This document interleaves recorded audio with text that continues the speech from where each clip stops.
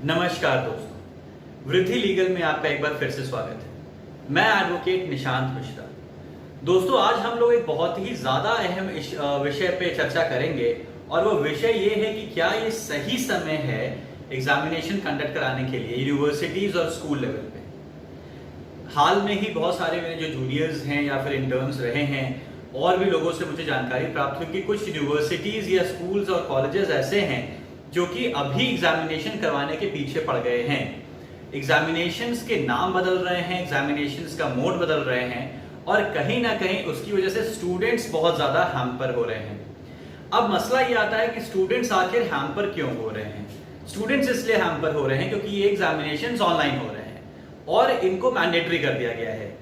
अब बहुत सारे स्टूडेंट्स ऐसे हैं जो कि रेड जोन में भी रहते हैं और वो रिमोट एरियाज हैं, यानी उनके घर में इंटरनेट की फैसिलिटी नहीं है और अगर है भी तो हाई स्पीड इंटरनेट नहीं है।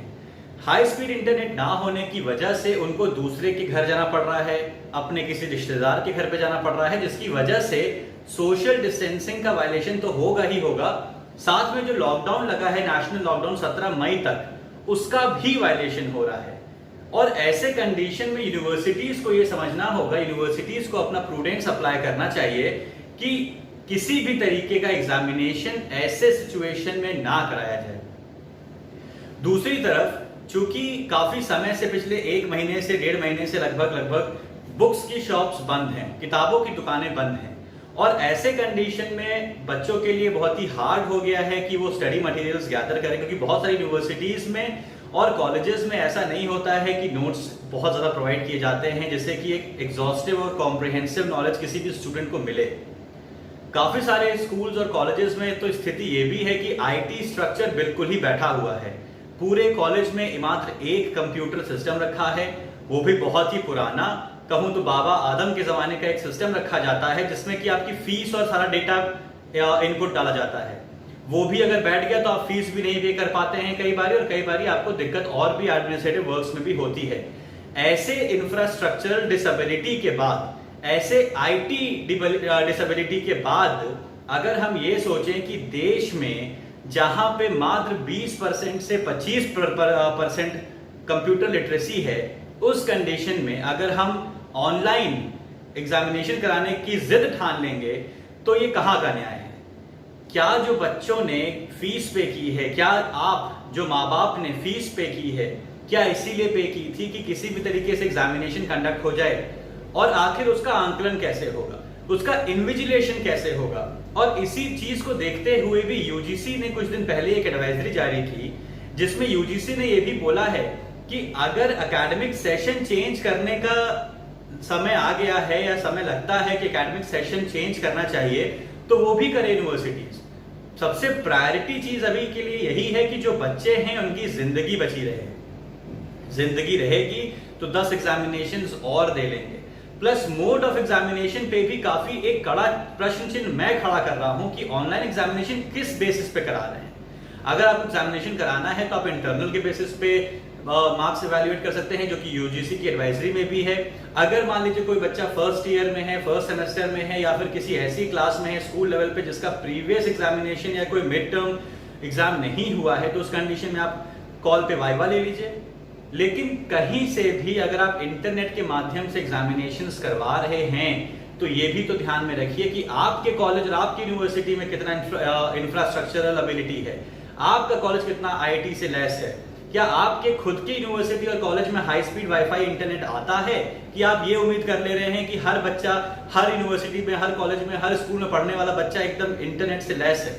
इस चीज को भी सोचिए। और मैं रिक्वेस्ट करता हूं सभी कॉलेजेस और यूनिवर्सिटीज से कि ऐसे दौर में जहां महामारी छाई हुई है, आप अपने स्टाफ को और अपने स्टूडेंट्स को सुरक्षित पहले करिए, ना कि उनको ऐसे किसी मसले में डाल दीजिए जिससे कि उनकी लाइफ थ्रेट हो। यूजीसी की भी जो गाइडलाइंस आई हैं कुछ दिनों पहले, इसी महीने अप्रैल में आई, लास्ट मंथ में, उसमें भी इससे साफ साफ लिखी है कि सीबीसीएस पैटर्न पे एग्जाम आप करा सकते हैं। सीबीसीएस का चॉइस बेस्ड कोर्स सिस्टम, यानी कि जो बच्चा है वो भी तय कर सकता है कि कौन सा कोर्स वो अपनाना चाहता है, कौन सा मोड वो अपनाना चाहता है। लेकिन इस तरीके से सिंगल मोड अगर आप किसी बच्चे पे थोप देंगे, किसी स्टूडेंट पे थोप देंगे, तो ऐसे कंडीशन पे that is kind of an harassment to that child. और कहीं ना कहीं वो बर्डन आएगा उनके पेरेंट्स पे भी। लॉकडाउन में आप जान रहे हैं कि पासेस नहीं बन रहे हैं, सिर्फ मेडिकल कंडीशन में पासेस बन रहे हैं। और एग्जामिनेशन का जो एक कंडीशन है, आप खुद पहले चेक करिए कि क्या यूपी की जो ई पास प्रोवाइड करने वाली वेबसाइट है उसमें एग्जामिनेशन का कॉलम है क्या। अगर एग्जामिनेशन का कॉलम नहीं है तो ई पास कैसे बनेगा। और हम कैसे बार बार उसी पुलिस वाले से या फिर उसी कोरोना वॉरियर से हम लोग बात करेंगे कि नहीं हम एग्जाम देने जाना है, it is very essential, it is mandatory, वरना हम फेल हो जाएंगे, और वो पुलिस वाला रोज रोकेगा, तो क्या वो हैरेसमेंट नहीं होगा बच्चे को लेकर के। इन चीजों पे गौर फरमाइए। एग्जाम करा रहे हैं, मजाक तो है नहीं, कोई ऐसा चुटकुला या फिर कोई एक सिर्फ स्ट्रीमिंग, जैसे एक यूट्यूब स्ट्रीमिंग है मेरी, बहुत सारे बच्चे हैं जो इस वक्त ये यूट्यूब स्ट्रीमिंग नहीं देख पा रहे होंगे, लेकिन मैं अपनी तरफ से कोशिश कर रहा हूं। It is not a compulsory thing to watch this video, but still I am trying my best. Why don't the universities, schools, colleges understand this thing? That it is not feasible to conduct an examination online, where in a country only 20 to 30% people have computer literacy. अगर काफी सारे courses की बात करूं तो बहुत सारे courses में ऐसे भी लोग हैं जो 45 की एज के बाद या 30 की एज के बाद भी वो पढ़ने का शौक रखते हैं और यूनिवर्सिटीज और कॉलेजेस में एडमिशन लेते हैं। और इसी चीज को देखते हुए जो एकेडमिक कैलेंडर एडवाइजरी रूप से यूजीसी में आया है, वो भी यही कहता है कि आप 1 जुलाई के बाद कोई भी एग्जाम कराइए। इंटरनल के लिए कुछ ऐसा नहीं है, लेकिन जो फाइनल एग्जामिनेशन है उसको तो 1 जुलाई के बाद कराइए। जो इंटरनल है वो भी ऑनलाइन क्यों कराना। आपके पास अगर प्रीवियस असेसमेंट रखा है आप उसके अकॉर्डिंगली कराइए। आप फोन कॉल करके वाइवा ले लीजिए, आप बच्चे को बताइए कि हम इस सब्जेक्ट पे वाइवा लेने वाले हैं, उसका टाइम टेबल प्रिपेयर कर सकते हैं, आप कॉल पे वाइवा कर ले सकते हैं, उसके अकॉर्डिंगली आप इवैल्यूएट करिए।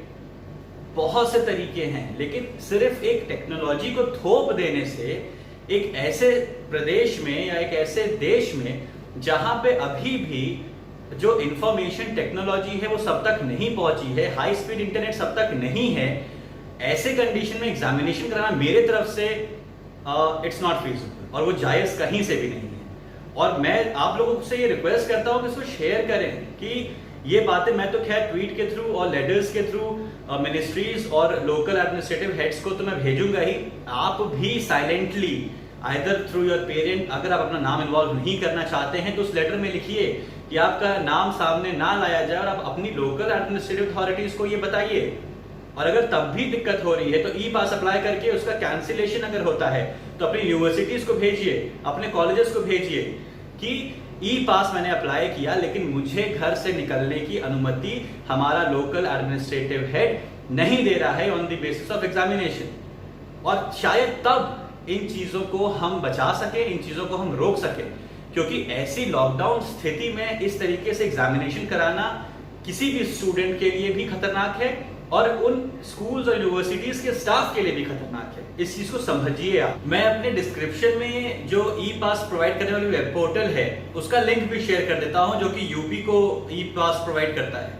और उसके बाद आप आज अप्लाई करिए कि अगर आपका एग्जाम फलाना तारीख से है, 10 तारीख से है, 15 तारीख से है, 4 तारीख से है, 6 तारीख से है, तो आज आप अप्लाई करिए और देखिए कि क्या आपको ई पास मिल रहा है एग्जामिनेशन में बैठने के लिए, किसी और के घर जाने के लिए। और अगर नहीं तो आप एज अ स्टूडेंट इस देश के कानून का उल्लंघन करते हैं और आप एक अपराधी भी हो सकते हैं। 188 धारा आईपीसी की आप पे भी लागू होगी, तो इस चीज को ध्यान रखिए। आप अपने सेफ्टी को पहले देखिए, अपने नागरिक होने का कर्तव्य निभाइए और अपने कॉलेज से रिक्वेस्ट करिए कि इस तरीके से किसी भी माध्यम से एग्जामिनेशन ना करवाएं। Thank you.